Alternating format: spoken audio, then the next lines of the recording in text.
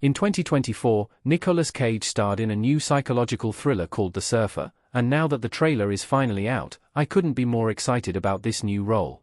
Since the 1980s, Cage has been a notable Hollywood star, appearing in an impressive number of movies, all of which vary intensely in terms of genre and form. Most recently, Cage starred in the Ounce Perkins horror movie, Longlegs, where he played a diabolical and horrifying serial killer.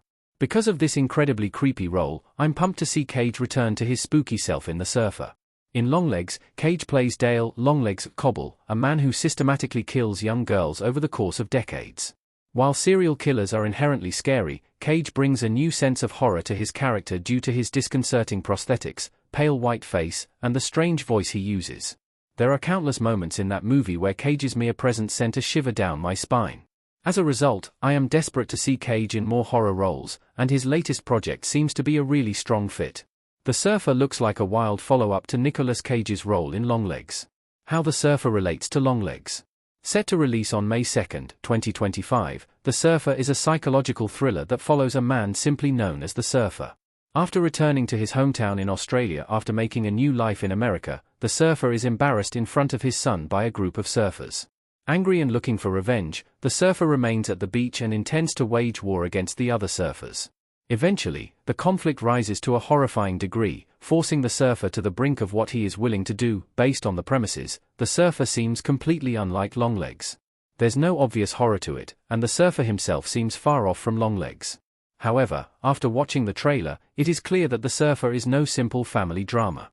This movie looks like it is bursting with tension, and Cage will be at the absolute center of it. Though he appears to be a fairly regular guy, Cage will be able to show completely different sides to the surfer that could be just as troubling as in Longlegs. The Surfer already has an impressive score on Rotten Tomatoes. The Surfer is exactly what I want from Cage. A haggard Nicolas Cage staring down an Australian surfer in The Surfer.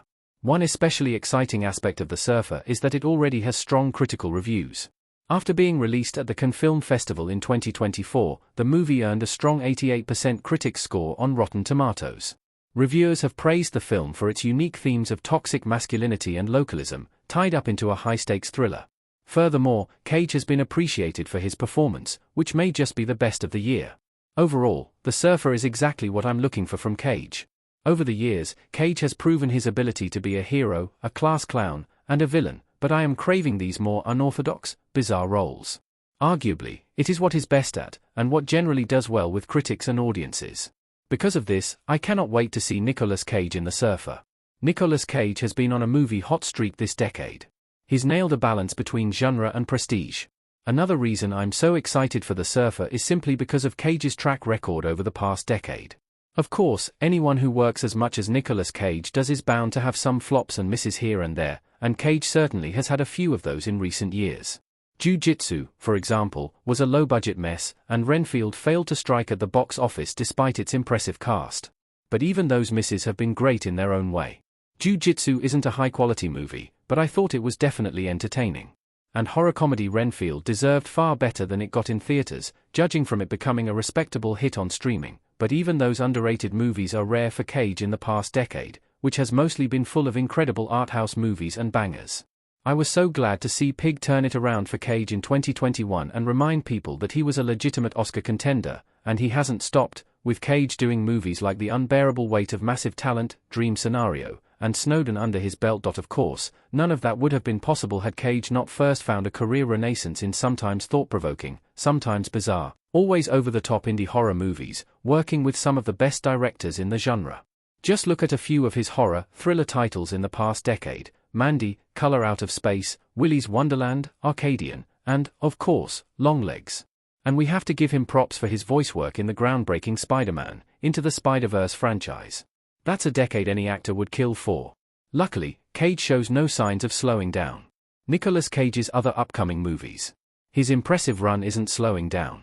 The Surfer is incredibly intriguing, but I'm also keeping my eye on Cage's other upcoming movies, because there are a few exciting projects on the horizon.